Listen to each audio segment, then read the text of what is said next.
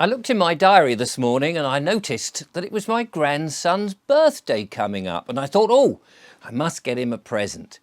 And immediately I slipped to an online retailer and started to hunt around. In fact, I also asked the lovely Julia if she had any ideas, because she's got a young son, similar age, and so she would sort of know quite what to buy. Somebody of 4 or 5, however old he is. Anyway, I'll look that up.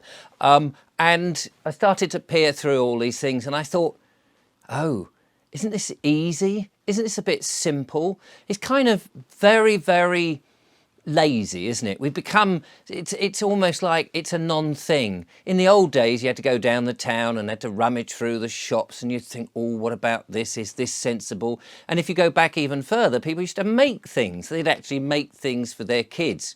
And in fact, Julia's mum makes things for her grandchildren, and she knits and does crochet and various things, and they're very beautifully made.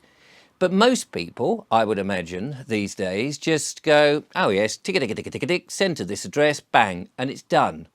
And then you forget about it. Oh, need a card. That's right, go to an online retailer again, da-da-da-da-dum, oh, message, type it out, da-da-da, happy birthday, have you, blah, blah, lots of love, granddad, and blah, blah, click. And you don't even have to go to the post office. All very convenient, all very online, all very removed from the personal side of things. And it got me thinking, where are we going? Where are we going in which families have been so separated that, you know, something comes up, a birthday comes up, you're so busy, you haven't got time to go and be there in person, you're sending presents via a courier. It just seems this world that we have in which we're all spread apart and we're all doing things so remotely has lost the humanity that it once had. Yesterday, I sat for 4 hours in front of an artist. I'd been asked if he was able to paint me, or if I would like to have my portrait painted whilst he interviewed me. And this will go up and I'll link to it when it's all finished. So I went over there and I sat in his house and he had his easel set up and he had his paints, he had a few cameras, and we chatted for 4 hours as he was painting. Now, I didn't see the picture until right at the end, and he was just doing my face. And it was a fascinating thing, talking away, relaxing as he was with his all his various painting apparatus, to sort of, oh yes, do this, yes, it's all like this, yes. And he's whacking the paint on the canvas.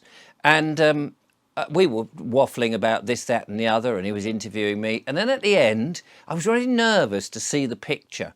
And I said, you know, I'm not quite sure how I'm supposed to react, because if I don't like it, I don't want to be able to go, oh, that's a horrible picture. Anyway, as it was, I tentatively edged round and I had a look at this picture, and it wasn't quite finished. He said, well, I've got yet more to do, but you know, I'm happy with this process. I don't want to hold you up in the stationary position, because obviously I was posing like this.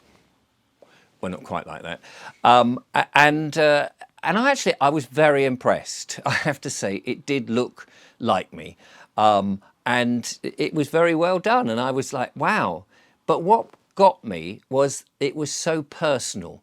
This was something that no one else could create. This was something that had taken so far 4 hours to put together. It was on a canvas, and he's going to do an exhibition of a number of people. And then when he'd finished, he said, you can have it if you want. And I said, wow, that would be really nice. But what immediately went through my mind was, do you know, I would love to have a painting by the same artist, by him, of the lovely Julia for me. And I would pay, I don't know how much it costs, but I would pay for that, because it would be a personal thing. Any old fool can take a photograph and go down the town and have it blown up and stuck on a canvas, and you put it on your wall, but it's fairly meaningless. And I think there would be somebody else's interpretation that is as lifelike as it needs to be, that is of somebody. It's so personal. And I think that's what we've got to get back to, haven't we? The humanity of the world. It's that old-fashioned analogue world in which things are created. There's a scene in the Battle of Britain, I don't know if you've seen it, the 1960s film about how Britain on the front line here down on the south coast were fighting the dogfights in the sky of the Battle of Britain.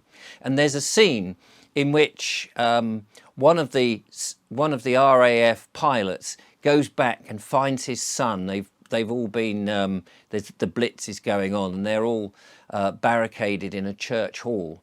And he manages to find his family, his wife and his boys, and he's carved a Spitfire out of wood. And the boy is so excited that his dad had made him something. It's a very poignant film because as he walks away from the hall, a bomb falls on the place and blows everybody up. So it's a bit of a sad scene. If you haven't seen it, I'm sorry, I've just spoilt it for you. But it is a very an interesting moment, because in the past people used to make things and that's all they had. Now we just expect, and kids expect, very expensive, highly manufactured, identikit things. There's nothing personal about it. And I feel that we're slipping away from the humanity of life. If we can't be there, wouldn't it be nice to make something and send it with love, rather than getting a big manufacturer, a big corporation to knock something out for you that's just, you know, off the assembly line that millions of others have had? Or am I just being sentimental and old-fashioned? I'll let you decide.